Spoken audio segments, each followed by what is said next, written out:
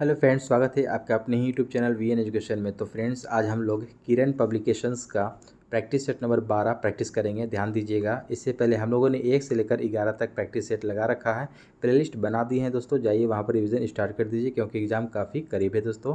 ध्यान दीजिएगा, inter level का काफ़ी अच्छा ये वैकेंसी है, इसमें अच्छे अच्छे पोस्ट शामिल होते हैं।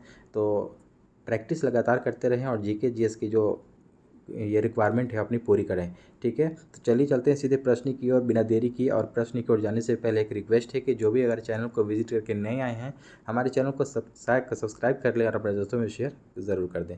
देखिएगा, आज का पहला प्रश्न एक प्रैक्टिस सेट नंबर 12 का यहाँ पर। तो फ्रेंड्स, ध्यान दीजिएगा, सेशन स्टार्ट होने से पहले एक बार सेशन को लाइक कर दीजिए और अपने ग्रुप में एक बार सेशन को शेयर कर दीजिए। ठीक है, देखिएगा, पहला प्रश्न है, निम्नलिखित में से कौन संविधान सभा की व्यापार समिति के व्यवस्थापन के पहले अध्यक्ष थे। ध्यान दीजिएगा, यहाँ पर कहता है कि संविधान सभा की व्यापार समिति के व्यवस्थापन के पहले अध्यक्ष कौन थे। पहले अध्यक्ष, तो यहाँ पर ध्यान दीजिएगा, के.एम. मुंशी हो जाएगा, यानी कि ऑप्शन नंबर 2 हो जाएगा। यानी कि उनका पूरा नाम था कन्हैया लाल मणिक लाल मुंशी। ठीक है, के.एम. मुंशी थे। ऑप्शन नंबर 1 यहाँ से आपका सही उत्तर हो जाएगा। ध्यान दीजिएगा यहाँ पर कि स्वतंत्रता के बाद उन्होंने 1953 तक कृषि और खाद्य मंत्री के रूप में कार्य किया था। ठीक है, यह भी पॉइंट को नोट करिएगा आप लोग, ध्यान दीजिए। चलिए चलते हैं नेक्स्ट क्वेश्चन की ओर। अशोक ने बौद्ध धर्म के प्रचार के लिए किसे विदेशों में भेजा। काफ़ी इंपॉर्टेंट प्रश्न है। अशोक ने बौद्ध धर्म के प्रचार के लिए विदेशों में किसको भेजा था। तो यहाँ पर ध्यान दीजिएगा, ऑप्शन नंबर 2 का 1 हो जाएगा संघमित्रा। संघमित्रा कौन थी। संघमित्रा अशोक की पुत्री थी। ठीक है ना, पुत्री यानी कि बेटी थी ये। ठीक है ना, और अशोक का अपने पुत्र को भी भेजा था। ठीक है, यहाँ पर ध्यान दीजिएगा, यह पुत्री जो थी संघमित्रा, अशोक की ये पुत्री थी, बेटी थी। और साथ में महेंद्र बेटा भी था, महेंद्र, तो उस बेटा भी, पुत्र और पुत्री दोनों को भेजा था बौद्ध धर्म के प्रचार के लिए। ये कहाँ भेजा था, कौन से देश में, श्रीलंका, याद रखिएगा। ठीक है, श्रीलंका भेजा था। नेक्स्ट क्वेश्चन हम लोग देखेंगे यहाँ से 3 नंबर कि चौथ क्या है। चौथ क्या है, तो ये एक टैक्स है। ठीक है, 3 नंबर का देखिए, ऑप्शन नंबर 4 हो जाएगा कि शिवाजी के द्वारा पड़ोसी राज्यों पर लगाया गया भू संपत्ति कर था, यानी कि टैक्स था ये चौथ। ठीक है, नेक्स्ट क्वेश्चन देखेंगे हम लोग यहाँ पर, भारत में दल रहित लोकतंत्र की प्रस्ताव किसने रखा था। भारत में दल रहित लोकतंत्र का प्रस्ताव किसने रखा था। तो 4 का आपको राइट आंसर ऑप्शन नंबर 1 हो जाएगा, जेपी नारायण। ठीक है, जयप्रकाश नारायण यहाँ से सही उत्तर हो जाएगा। नेक्स्ट क्वेश्चन 5 नंबर यहाँ पर देखिएगा कि उड़ीसा के कोणार्क के मंदिर का निर्माता थे। उड़ीसा के कोणार्क मंदिर के निर्माता कौन थे, किसने बनवाया था। तो राजा नरसिंह देव प्रथम ने। किसने, राजा नरसिंह देव प्रथम, यहाँ से सही उत्तर हो जाएगा ऑप्शन नंबर 2। नेक्स्ट क्वेश्चन है कि अमावस्या तथा पूर्णिमा के दिन बृहद ज्वार भाटा की घटना घटित होती है, क्योंकि उन दिनों क्या होता है। देखिएगा, ऑप्शन नंबर यहाँ पर ध्यान दीजिएगा 3 वाला, कि सूर्य, पृथ्वी तथा चंद्रमा सरल रेखा में होते हैं, यानी कि एक सीध में होते हैं उस दिन। ठीक है ना, अमावस्या के दिन या पूर्णिमा के दिन तो एक सीध में होते हैं, एक सरल रेखा में होते हैं, इसलिए उस दिन उच्च ज्वार भाटा आता है। ठीक है ना, नेक्स्ट क्वेश्चन देखिएगा यहाँ से। अगला प्रश्न कहता है कि बिहार की द्वितीय राजभाषा क्या है। ध्यान दीजिएगा, बिहार की द्वितीय राजभाषा कौन सी है। तो 7 का राइट आंसर ऑप्शन नंबर 3 हो जाएगा, उर्दू। ठीक है, उर्दू जो है बिहार का सेकेंड राजभाषा है। ठीक है, द्वितीय राजभाषा है। और यहाँ पे ध्यान दीजिएगा, बिहार राज्य की प्रथम राजभाषा अगर पूछ देगा तो क्या मारिएगा, हिंदी। ठीक है, हिंदी याद रखिएगा।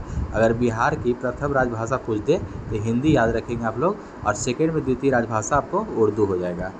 नेक्स्ट क्वेश्चन हम लोग देखेंगे कि सिख गुरु ने स्वयं को सच्चा बादशाह कहा था। सच्चा बादशाह के कौन से सिख गुरु कहा था अपने आप को। 8 का 2 हो जाएगा, गुरु हरगोविंद। क्या हो जाएगा, गुरु हरगोविंद हो जाएगा ये आपको, जिसने अपने आप को सच्चा बादशाह घोषित किया था। 9 नंबर प्रश्न कहता है, बेड़िया नामक जनजाति बिहार में कहाँ पाए जाते हैं। बेड़िया नामक जनजाति बिहार में कहाँ पाए जाते हैं। तो 9 का आपको राइट आंसर ऑप्शन नंबर यहाँ से 1 हो जाएगा, मुंगेर में ये पाए जाते हैं। ठीक है, मुंगेर में। नेक्स्ट क्वेश्चन है 10 नंबर यहाँ से कि राज्य विधानसभा के सदस्यों की अधिकतम निर्धारित संख्या क्या है। ठीक ना, कहाँ का पूछ रहा है कि राज्य विधानसभा के सदस्यों की अधिकतम निर्धारित संख्या कितनी होती है। 10 का राइट आंसर ऑप्शन नंबर यहाँ पर ध्यान दीजिएगा 3 हो जाएगा 500। अगर न्यूनतम पूछेगा दोस्तों तो न्यूनतम याद रखिएगा 60। न्यूनतम कितना होता है? 60 होता है और अधिकतम 500। नेक्स्ट क्वेश्चन है 11 नंबर, भारत में अत्यंत दीर्घ दिन खाली स्थान को होता है। भारत में अत्यंत दीर्घ दिन यानी कि लंबा दिन पूछ रहा है, बड़ा दिन, कौन से दिन को होता है? यहाँ पर ध्यान दीजिएगा, 11 का राइट आंसर 3 हो जाएगा, 21 जून को होता है। कब? 21 जून को होता है सबसे लंबा दिन उत्तरी गोलार्ध में, ठीक ना, और 21 जून को, ठीक है, इसको याद रखना है। और 22 दिसंबर में आपको दक्षिणी गोलार्ध में चले जाइए तो 22 दिसंबर को होता है सबसे बड़ा दिन। नेक्स्ट क्वेश्चन है कि 1651 में मुगलों द्वारा बंगाल में किस स्थान पर ईस्ट इंडिया कंपनी को व्यापार करने और फैक्ट्री बनाने की अनुमति दी गई थी? तो 12 का राइट आंसर ऑप्शन नंबर 2 हो जाएगा, कासिम बाजार में। कहाँ? कासिम बाजार, ईस्ट इंडिया कंपनी को, ठीक है। यहाँ पर ध्यान दीजिएगा कि ईस्ट इंडिया कंपनी ने मुगलों से अनुमति मिलने के बाद, कब? 1651 ईस्वी में। यहाँ पर देखिए डेट दे रखा है, 1651 ईस्वी में हुगली में कारखाना लगाया। इसके बाद पटना, ढाका, फिर कासिम बाजार में अन्य कारखाने लगाए, ठीक ना। सबसे पहले कहाँ? हुगली में लगाया था, इसे भी याद रखिएगा, हुगली, ठीक है, कलकत्ता। अगला प्रश्न कहता है दीव एक द्वीप है। दीव एक द्वीप है। 13 का राइट आंसर ऑप्शन नंबर, यहाँ पर ध्यान दीजिएगा, 13 का 3 हो जाएगा, गुजरात से हटकर, ठीक है, गुजरात से हटकर दीव एक द्वीप है। अगला प्रश्न, निम्नलिखित में से वह सागर कौन सा है जो भूमध्य है? ठीक है ना, भूमध्य के बारे में पूछा जा रहा है, वो कौन सा सागर है जो भूमध्य है? 14 का देखिएगा 4 हो जाएगा, अरल सागर, ठीक है। अरल सागर जो है आपको भूमध्य सागर जो आपको होता है, अरल सागर, मृत सागर, ग्रेट साल्ट लेक, कैस्पियन सागर, सी ऑफ गैलिनी और साल्टन सागर, ये सभी जितने सागर हैं आपको भूमध्य सागर हैं। नेक्स्ट क्वेश्चन है आपको, शिव समुद्रम जलप्रपात किस नदी के मार्ग में पाया जाता है? कौन सी नदी के मार्ग में पाया जाता है शिव समुद्रम जलप्रपात? तो यहाँ पर ध्यान दीजिएगा, कावेरी, ठीक है, कावेरी यहाँ से आपका सही उत्तर हो जाएगा, ठीक है। शिव समुद्रम जलप्रपात कावेरी नदी पर बना हुआ है। ये कहाँ है दोस्तों, कौन से राज्य में पड़ेगा? तो स्टेट में, तो ये आपको कर्नाटका याद रखिएगा, शिव समुद्र कावेरी नदी पर कर्नाटका में पाया जाता है। अगला प्रश्न कहता है इनकलाब जिंदाबाद का नारा किसने दिया था? इनकलाब जिंदाबाद, यहाँ पर ध्यान दीजिएगा, 16 का 3 हो जाएगा, भगत सिंह, ठीक है, भगत सिंह यहाँ से आपका सही उत्तर हो जाएगा। नेक्स्ट क्वेश्चन है कि भारत का अमर राष्ट्रगीत वंदे मातरम को खालिस्तान ने लिखा था। ध्यान दीजिएगा, भारत का अमर राष्ट्रगीत यानी कि राष्ट्रीय गीत जो है आपको वंदे मातरम है, इसको किसने लिखा था? तो 17 का राइट आंसर ऑप्शन नंबर 3 हो जाएगा, बंकिम चंद्र चटर्जी। किसने? बंकिम चंद्र चटर्जी। ध्यान दीजिएगा, वंदे मातरम जो है आपको राष्ट्रीय गीत जो है आपके भारत का, इसको गाने का टाइम कितना होता है? टाइम पीरियड 65 सेकेंड याद रखिएगा, कितना? 65 सेकेंड याद रखेंगे। और वही राष्ट्रगान आ जाएगा तो दोस्तों 52 सेकेंड में गाया जाता है। और राष्ट्रगान को संक्षिप्त विधि में आपको, संक्षिप्त में आपको गाने का जो टाइम होता है वो आपको 20 सेकेंड होता है, इसे भी ध्यान में रखिएगा। नेक्स्ट क्वेश्चन है आपका कि प्राचीनतम अंतर्राष्ट्रीय एयरलाइन है इनमें से कौन सा? डच के ALM, air Canada, Qantas Airways या एयर सहारा? ध्यान दीजिएगा, 18 का आपको राइट आंसर ऑप्शन नंबर 1 हो जाएगा, डच KLM, ठीक है, डच KLM आपको प्राचीनतम अंतर्राष्ट्रीय एयरलाइन है। नेक्स्ट क्वेश्चन के श्रेष्ठ कलाकृति हंस दमयंती को किसने चित्रित किया है? ठीक है, श्रेष्ठ कलाकृति हंस दमयंती को किसने चित्रित किया है? तो 19 का आपको राइट आंसर ऑप्शन नंबर 2 हो जाएगा, राजा रवि वर्मा। किसने? राजा रवि वर्मा ने किया है। कब किया है? 1889 याद रखिएगा, ठीक है, 1889 में। नेक्स्ट क्वेश्चन, भारत का पहला कृषि डेटा एक्सचेंज और कृषि डेटा प्रबंधन फ्रेमवर्क कहाँ लॉन्च किया गया है? 20 का आपको राइट आंसर ऑप्शन नंबर 3 हो जाएगा, हैदराबाद। कहाँ? हैदराबाद। अगला प्रश्न है किसने रघुपति राघव राजा राम लिखा है? ठीक है, रघुपति राघव राजा राम किसने लिखा है? तो 21 का आपको राइट आंसर ऑप्शन नंबर 4 हो जाएगा, विष्णु दिगंबर पलुस्कर। किसने लिखा है? काफ़ी इंपॉर्टेंट प्रश्न है ये, विष्णु दिगंबर पलुस्कर ने लिखा है रघुपति राघव राजा राम। नेक्स्ट क्वेश्चन है आपको, भारत में खालिस्तान में नया पैसा का परिचय कराया गया था और 1964 में उसका पुनर्नामकरण किया गया था। तो ध्यान दीजिएगा, भारत में खालिस्तान में नया पैसा यानी कि कब, कौन से ईस्वी में? 22 का ऑप्शन नंबर 1 हो जाएगा, 1957 में। कब? 1957। 23 नंबर प्रश्न है, निम्नलिखित में से कौन सा लोक नृत्य राजस्थान से संबंधित है? राजस्थान से संबंधित है, तो ध्यान दीजिएगा, रौफ कहाँ का पड़ता है? देखिएगा इनमें से रौफ, झोरा, विधि, सुइसिनी। यहाँ पर ध्यान दीजिएगा, यहाँ पर 4 नंबर हो जाएगा। सुइसिनी जो है ये आपको राजस्थान से संबंधित है। रौफ के बारे में हम लोग भी जानेंगे। रौफ आपको जम्मू कश्मीर में मनाया जाता है ये लोक नृत्य। झोरा अगर कहा जाए तो झोरा उत्तराखंड का है ये, इसको याद रखिएगा, उत्तराखंड। और विधि आंध्र प्रदेश में ये मनाया जाता है। कहाँ? आंध्र प्रदेश में। भारत का राष्ट्रीय वृक्ष खालिस्तान है तो कौन सा है? तो 24 का 3 मारिएगा, वट, यानी कि इसको बरगद का जो वृक्ष होता है वो राष्ट्रीय वृक्ष है, उसी को हम लोग वट नाम से भी जानते हैं। ध्यान दीजिएगा, अगर बरगद का अगर वैज्ञानिक नाम पूछ देगा तो फाइकस बेंगालिसिस याद रखिएगा, ठीक है, फाइकस बेंगालिसिस भारत का ये राष्ट्रीय वृक्ष है। नेक्स्ट क्वेश्चन यहाँ पर ध्यान देंगे हम लोग कि निम्नलिखित में से किसने ईस्वी 1506 में नई आगरा बसाकर उसे अपनी राजधानी बनाया। ध्यान दीजिएगा, यहाँ पर कह रहा है कि 1506 में नई आगरा बसाकर उसे अपनी राजधानी बनाया किसने? तो 25 का आपको राइट आंसर ऑप्शन नंबर 2 हो जाएगा, सिकंदर लोदी। ठीक है, यहाँ पर देखिएगा 1506 दिया है, आई थिंक हमको ये गलत दे रहा है क्योंकि लूसेंट में आपको लिखा हुआ है 1504 ईस्वी। कब? 1504 में सिकंदर लोदी ने आगरा शहर की स्थापना की थी और अपनी उसको राजधानी घोषित किया था। इसको ध्यान रखिएगा। 1506 भी अगर ऑप्शन में देता है तो हो सकता है ये NCERT के अकॉर्डिंग सही हो, लेकिन 1504 भी याद रखिएगा आप लोग। ठीक है, नेक्स्ट क्वेश्चन यहाँ पर ध्यान दीजिएगा कि बलवंत राय मेहता कमेटी ने सुझाव दिया था कि पंचायती राज की संरचना का स्तर होना चाहिए। ठीक है, स्तर जो है आपको ये होना चाहिए, तो ध्यान दीजिएगा ऑप्शन नंबर यहाँ से 1 हो जाएगा, ग्राम, ब्लॉक और जिला स्तर होना चाहिए। ठीक है, 26 का आपको राइट आंसर ऑप्शन नंबर 1 हो जाएगा। ठीक है, त्रिस्तरीय का मतलब क्या, कौन सा हो गया? ग्राम, ब्लॉक और जिला। नेक्स्ट क्वेश्चन यहाँ पर ध्यान दीजिएगा कि सैटेलाइट लॉन्चिंग स्टेशन कहाँ स्थित है? सैटेलाइट लॉन्चिंग स्टेशन ये आपको ऑप्शन नंबर 27 का 1 हो जाएगा, श्रीहरिकोटा आंध्र प्रदेश में स्थित है। नेक्स्ट क्वेश्चन कि अमेजन वर्षा वन जनजाति पिरिपुरा के अंतिम जीवित बचे लोग किस देश में मिले हैं? ध्यान दीजिएगा, अमेजन वर्षा वन जनजाति पिरिपुरा के अंतिम जीवित बचे लोग कौन से देश में मिले हैं? तो 28 का आपको राइट आंसर ऑप्शन नंबर 1 हो जाएगा, ब्राज़ील। ठीक है, ब्राज़ील यहाँ से आपका सही उत्तर हो जाएगा। ये अमेजन वर्षा वन के जनजाति के अंतिम जीवित बचे शेष 3 लोग हैं, पिरिपुरा, जो ब्राज़ील में पाए जाते हैं। नेक्स्ट क्वेश्चन में देखेंगे 29 नंबर, बिहार ने कितने जिलों में संपूर्ण साक्षरता अभियान पूरा किया है? कितना जिला में संपूर्ण साक्षरता अभियान पूरा किया है बिहार में?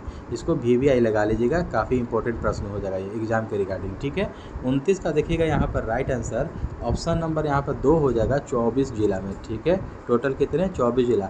ध्यान दीजिएगा, अगर अपने बिहार में पूछता है कि टोटल कितना जिला है टोटल, तो 38 जिला है टोटल, याद रखिएगा, जिसमें कि 24 जिला में आपको संपूर्ण साक्षरता अभियान पूरा किया है बिहार में। ठीक है, नेक्स्ट क्वेश्चन कि काला रंग का ध्वज यानी कि ब्लैक फ्लैग क्या दर्शाता है, यानी कि किस चीज़ का ये सूचक होता है? तो 30 का ऑप्शन नंबर 3 हो जाएगा, विरोध का। ठीक है, कि देखिएगा कभी भी रैली में आप लोग काला झंडा दिखा कर लोग विरोध जताते हैं, ब्लैक झंडा दिखा करके। ठीक है, काला झंडा, तो ये आपको विरोध का प्रतीक होता है। शांति में आपको सफ़ेद झंडा होता है। ठीक है, कबूतर शांति का ये प्रतीक होता है, ध्यान दीजिएगा। नेक्स्ट क्वेश्चन है, भारतीय रिजर्व बैंक ने बैंकों में जमा अनक्लेम्ड डिपॉजिट्स का पता लगाने के लिए कौन सा पोर्टल लॉन्च किया है? ध्यान दीजिएगा, अनक्लेम्ड डिपॉजिट्स का पता लगाने के लिए RBI ने कौन सा पोर्टल लॉन्च किया है? 31 का ऑप्शन नंबर यहाँ पर हम लोग देखेंगे तो ऑप्शन नंबर 1 हो जाएगा, उद्गम पोर्टल। उसका नाम क्या है? उद्गम पोर्टल।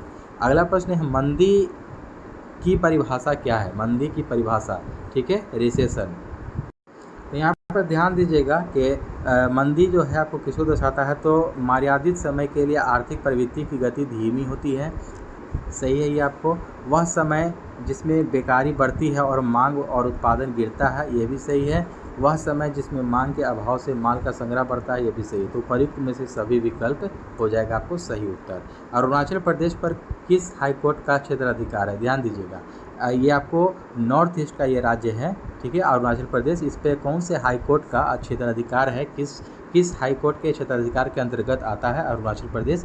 33 का ऑप्शन नंबर 1 हो जाएगा, गुवाहाटी। ठीक है, असम की जो है, असम का जो गुवाहाटी शहर है, तो गुवाहाटी के अंतर्गत आता है। नेक्स्ट क्वेश्चन है 69वें राष्ट्रीय फिल्म अवार्ड में बेस्ट फीचर फिल्म का अवार्ड किस फिल्म को मिला है। 69वें राष्ट्रीय फिल्म अवार्ड में पूछा जा रहा है आपको बेस्ट फिल्म। तो 34 का आपको यहाँ पर देखिएगा राइट आंसर ऑप्शन नंबर 1 हो जाएगा, रॉकेटरी को मिला है। किसको? रॉकेटरी को। अगला प्रश्न है महाबलेश्वर कहाँ स्थित है। ठीक है, महाबलेश्वर कहाँ स्थित है। तो 35 का आपको right answer option number 1 Maharashtra में स्थित है महाबलेश्वर। ठीक है, निम्नलिखित में से किसमें राज्यसभा की कोई भूमिका नहीं होती है।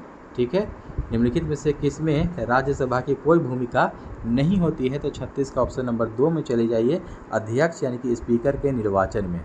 यानी कि ध्यान दीजिएगा, लोकसभा में देखिएगा राज्यसभा की कोई भूमिका नहीं होती है, यानी कि अध्यक्ष के यानी कि स्पीकर के निर्वाचन में कोई भूमिका नहीं होती है राज्यसभा की।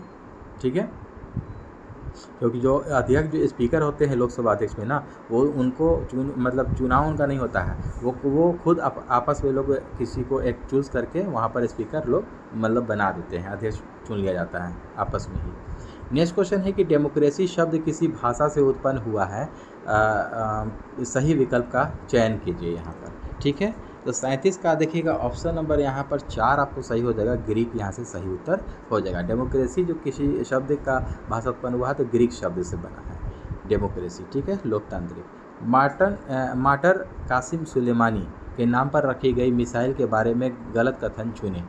ठीक है, मार्टर कासिम सुलेमानी के नाम पर रखी गई मिसाइल के बारे में गलत कथन का पहचान करना है। तो 38 का यहाँ पर राइट आंसर देखिएगा कि ऑप्शन हम लोग यहाँ पर पढ़ते हैं। ठीक ना, यह सतह से सतह मार करने वाला मिसाइल है, जो कि ये तो सही है। गलत की पहचान करना है। यह मिसाइल ईरान और रूस के द्वारा संयुक्त रूप से तैयार किया गया है, दूसरा वाला गलत है, यही तब सही हो जाएगा। इस मिसाइल की रेंज 1400 किलोमीटर है, सही है। यह मिसाइल ईरान की है, ये भी बिल्कुल सही है। तो ईरान और रूस की सहायता से संयुक्त रूप से नहीं बनाया गया है, सिर्फ ईरान की है। यहाँ पर आपको यही गलत हो जाएगा, ऑप्शन नंबर 2 हो जाएगा यहाँ से सही उत्तर। बिहार राज्य का गोपालगंज जिला किस लिए प्रसिद्ध है। बिहार राज्य का जो गोपालगंज जिला है किस लिए फेमस है। तो बिहार राज्य का गोपालगंज जिला जो है शोरा उत्पादन के लिए आपको फेमस है। किस लिए? शोरा उत्पादन के लिए। ठीक है, अगला प्रश्न कहता है यहाँ पर से 40 नंबर के डिफेंस फोर्सेज की सर्वोच्च कमांड का अधिकार किसके पास है। तो 40 में का आपको राइट आंसर देखिएगा ऑप्शन नंबर 4 हो जाएगा, भारत का राष्ट्रपति। ठीक है, डिफेंस फोर्सेज की सर्वोच्च कमांड का अधिकार किसके पास होता है। तो देखिएगा तीनों सेनाओं का जो प्रमुख होता है वो आपको भारत का राष्ट्रपति होता है, यानी कि थल सेना, जल सेना और वायु सेना तीनों का। ध्यान दीजिएगा ऑप्शन नंबर 4 यहाँ से सही उत्तर होगा। राष्ट्रगीत का प्रथम गान कब हुआ था। ध्यान दीजिएगा, हमारा जो राष्ट्रीय गीत है हमारे देश का प्रथम गान कब हुआ था। तो 41 का आपको राइट आंसर ऑप्शन नंबर 1 हो जाएगा कि इंडियन नेशनल कांग्रेस की कलकत्ता अधिवेशन जो हुआ था 27 दिसंबर 1911 ईस्वी में। ठीक है, 27 दिसंबर 1911 में राष्ट्रीय गीत का आपको पहला गान हुआ था। 41 का आपको राइट आंसर ऑप्शन नंबर 1 हो जाएगा। नेक्स्ट क्वेश्चन यहाँ पर ध्यान दीजिएगा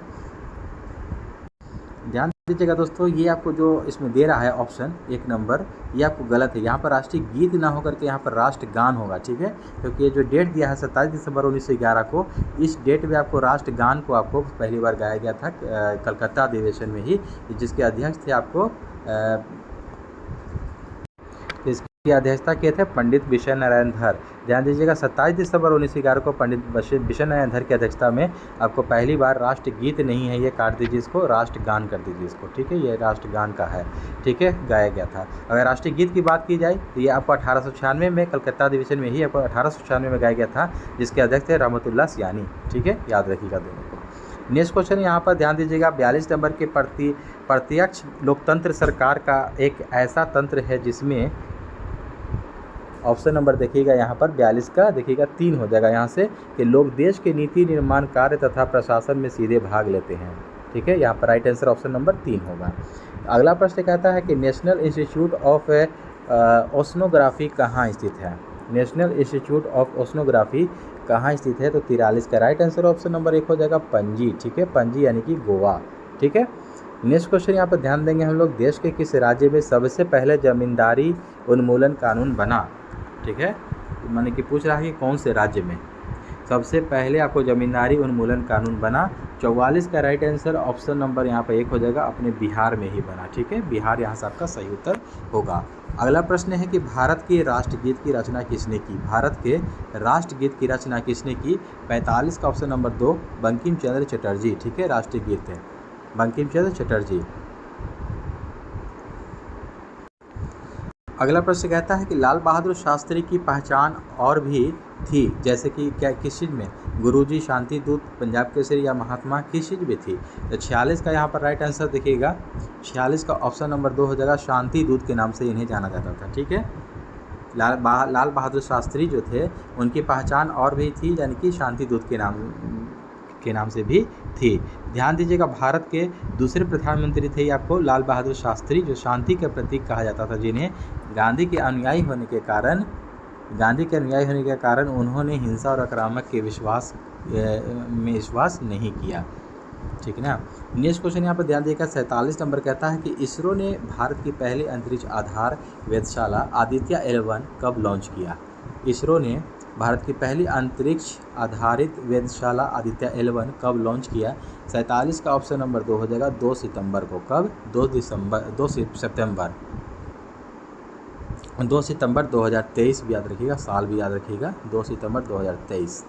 नेक्स्ट क्वेश्चन है यहाँ पर, बाबर ने अपने अनुभवों का वर्णन किया है, तो किसमें किया है बाबर ने अपने अनुभवों का वर्णन? ठीक है, उसमें आत्मकथा बाबर ने खुद लिखी थी, और जहांगीर ने भी आत्मकथा ही लिखा था। तो जो जहांगीर लिखा था आत्मकथा, तुजू के जहांगीरी के नाम से लिखा था, और बाबर ने अपनी आत्मकथा का जो वर्णन किया है, तो इसका 48 का राइट आंसर ऑप्शन नंबर 1 हो जाएगा, तुजू के बाबरी में। नेक्स्ट क्वेश्चन यहाँ पर ध्यान देंगे, बिहार में तेल शोधक कारखाना स्थित है, तो ये कहाँ स्थित है बिहार में तेल शोधक कारखाना? 49 का 4 चले जाइए, बरौनी में है। ठीक है, बरौनी तेल शोधक कारखाना आप लोगों ने सुना होगा या देखा भी होगा, तो बरौनी में आपको है बिहार में तेल शोधक कारखाना। नेक्स्ट क्वेश्चन कहता है, नेताजी सुभाष चंद्र बोस से इंटरनेशनल एयरपोर्ट कहाँ स्थित है? तो ये आपको ध्यान दीजिएगा, 50 का ऑप्शन नंबर 1 हो जाएगा, ये कोलकाता में है। यहाँ से ध्यान दीजिएगा, हम लोग सामान्य ज्ञान की प्रैक्टिस करेंगे हम लोग, और गणित और ये रीजनिंग के लिए आप लोग PDF ले लीजिएगा, टेलीग्राम ज्वाइन कर लीजिए, लिंक डिस्क्रिप्शन बॉक्स में मिल जाएगा। किसी तुल्यकाली उपग्रह की पृथ्वी की सतह से ऊंचाई लगभग कितनी होती है? काफ़ी इंपॉर्टेंट प्रश्न है, देखिएगा, ये BPSC जो टीचर वाला जो एग्जाम हुआ था उसमें ये प्रश्न पूछा गया था। 51 का यहाँ पर राइट आंसर ऑप्शन नंबर 1 हो जाएगा, 36,000 किलोमीटर की ऊंचाई पर ये काम करता है। नेक्स्ट क्वेश्चन, दूरी की इकाई नॉटिकल माइल उपयोग किया जाता है, तो 52 का देखिएगा ऑप्शन नंबर 1 हो जाएगा, नौ संचालन में किया जाता है। दूरी की इकाई नॉटिकल मील जो होता है, इसका उपयोग हम लोग नौ संचालन में किया जाता है। 52 का ऑप्शन नंबर 1 यहाँ से सही उत्तर हो जाएगा। नेक्स्ट क्वेश्चन हम लोग देखेंगे यहाँ से 53 नंबर के, जब हम भूमध्य रेखा से उत्तर ध्रुव की ओर जाते हैं, ठीक है ना, भूमध्य रेखा से इक्वेटर से हम लोग विषुवत रेखा से यानी कि उत्तर की ओर अगर हम बढ़ रहे हैं हम लोग ऊपर, तो जी यानी कि छोटा जी यानी गुरुत्वाकर्षण का त्वरण कैसा हो जाता है? ध्यान दीजिएगा, 53 का आपको राइट आंसर ऑप्शन नंबर 3 हो जाएगा, बढ़ता है। क्या होता है? बढ़ता है। नेक्स्ट क्वेश्चन, अगला प्रश्न कहता है कि ध्वनि का तारतम्य किस पर निर्भर है? ध्वनि का तारतम्य किस पर निर्भर करता है? तो 54 का ऑप्शन नंबर 1 हो जाएगा, आवृत्ति। क्या हो जाएगा? आवृत्ति, यानी कि आवृत्ति का क्या होता है? हर्ट्ज, इसको याद रखिएगा, आवृत्ति पर निर्भर करता है। प्रत्यक्ष संपर्क किए बिना दूर से किसी वस्तु के बारे में सूचना एकत्र करने की तकनीक को क्या कहा जाता है? तो 55 का यहाँ पर राइट आंसर देखिएगा, तो ऑप्शन नंबर 1 हो जाएगा, सुदूर संवेदन, यानी कि सेंसिंग उसको कहते हैं, सुदूर संवेदन राइट आंसर हो जाएगा। ENT डॉक्टरों द्वारा प्रयोग किया जाने वाला हेड मिरर किस प्रकार का होता है? ध्यान दीजिएगा, ENT का मतलब होता है आपको जो नाक, कान और गला का जो स्पेशलिस्ट डॉक्टर जो होता है, जो आपको वो हेड मिरर का जो उपयोग करते हैं, वो कौन सा आपको शीशा होता है, कौन सा दर्पण होता है, यहाँ ध्यान दीजिएगा। 56 का देखिएगा राइट आंसर ऑप्शन नंबर यहाँ पर 1 हो जाएगा, वो अवतल दर्पण का यूज़ करते हैं वो, ठीक है, अवतल दर्पण का। नेक्स्ट क्वेश्चन है कि प्रकाश वोल्टेज सेल का प्रयोग से सौर ऊर्जा का रूपांतरण करने से निम्नलिखित में से किसका उत्पादन होता है? तो 57 का ऑप्शन नंबर 2 चले जाइए, विद्युत ऊर्जा, यानी कि सौर ऊर्जा को हम लोग विद्युत ऊर्जा में बदलते हैं और यूज़ करते हैं। प्रकाश संश्लेषण क्लोरोफिल तथा खाली स्थान की उपस्थिति में होता है। 58 का ऑप्शन नंबर 4 में चले जाइए, सूर्य का प्रकाश, ठीक है, प्रकाश संश्लेषण क्लोरोफिल तो होता ही है तथा सूर्य का प्रकाश की उपस्थिति में होता है, ठीक है ना। नेक्स्ट क्वेश्चन है कि लोहा इससे निकलता है, किससे निकलता है लोहा, किससे? हिंगुल, हीमोटाइट, बॉक्साइट, डोलोमाइट, यानी कि हीमेटाइट। ऑप्शन नंबर देखिएगा 59 का राइट आंसर ऑप्शन नंबर 2 हो जाएगा, हीमेटाइट। ये आपको अयस्क है लोहा का। नेक्स्ट क्वेश्चन है 60 नंबर के पौधे के किस भाग से दालचीनी प्राप्त किया जाता है। तो दालचीनी आप लोगों ने घर में देखा ही होगा, मसाले के रूप में इसका उपयोग होता है। तो 60 का राइट आंसर ऑप्शन नंबर 2 हो जाएगा। ये छाल होता है पौधे का, क्या होता है, छाल। निम्नलिखित में से खादों का कौन सा समूह पेड़ों के जड़ से प्राप्त किया जाता है, खादों का कौन सा, ठीक है। 61 का यहाँ पर ध्यान दीजिएगा, क्या होगा राइट आंसर। 61 का ऑप्शन नंबर यहाँ पर देखिए 4 चले जाइए, मूली, शलजम और गाजर, ये आंसर आपको सही उत्तर हो जाएगा। 62 नंबर प्रश्न कहता है कि न्यूमेटोफोरस का क्या अर्थ है, क्या कार्य है। न्यूमेटोफोरस का क्या कार्य है, ध्यान देंगे। श्वसन के लिए ऑक्सीजन प्रदान करता है, ये क्या करता है, श्वसन के लिए ऑक्सीजन प्रदान करता है न्यूमेटोफोरस है। अगला प्रश्न है, यदि पानी से दुर्गंध आती है तो उस दुर्गंध को खाली स्थान मिलाकर दूर किया जा सकता है, कैसे दूर किया जा सकता है। तो 63 का ऑप्शन नंबर 3 हो जाएगा, सक्रिय चारकोल से, ठीक ना, एक्टिव चारकोल से आपको मिलाकर दूर किया जा सकता है।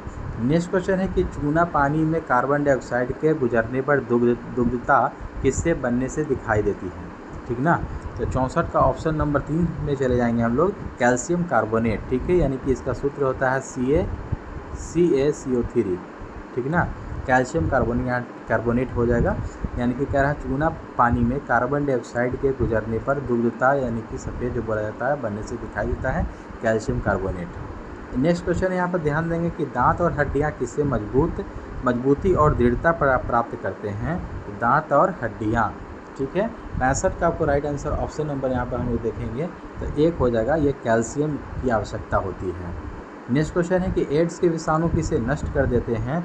तो एड्स के जो विषाणु होते हैं ना, वो आपको लिम्फोसाइट को नष्ट कर देते हैं, किसको, लिम्फोसाइट को। नेक्स्ट क्वेश्चन है कि पोलियो का आपको नैमित्तिक जीव क्या है, पोलियो का। 67 का राइट आंसर ऑप्शन नंबर 2 हो जाएगा, वायरस यानी कि विषाणु। नेक्स्ट क्वेश्चन यहाँ पर ध्यान दीजिएगा, सूची एक को सूची 2 से यहाँ पर मिलान करना है। ध्यान दीजिएगा, यहाँ पर देखिएगा सूची 1 में दिया हुआ है ये मच्छर वगैरह का नाम है, और सूची 2 में उसको बीमारी से यहाँ पर मिलाना है। यहाँ ध्यान दीजिएगा, ऊपर नीचे करके दे दिया है 68 नंबर प्रश्न का। तो थोड़ा सा तो दिक्कत होगा आप लोगों को देखने में, लेकिन मैं कोशिश करूँगा आप लोगों की अच्छे से ये दिख जाए, ठीक है। तो यहाँ पर ध्यान दीजिएगा, मैं थोड़ा सा छोटा इसको कर देता हूँ ताकि आप लोग अच्छे से दिखे। यहाँ पर ध्यान दीजिएगा, 68 का देखिएगा राइट आंसर, इसको मिलान करना होगा हम लोगों को।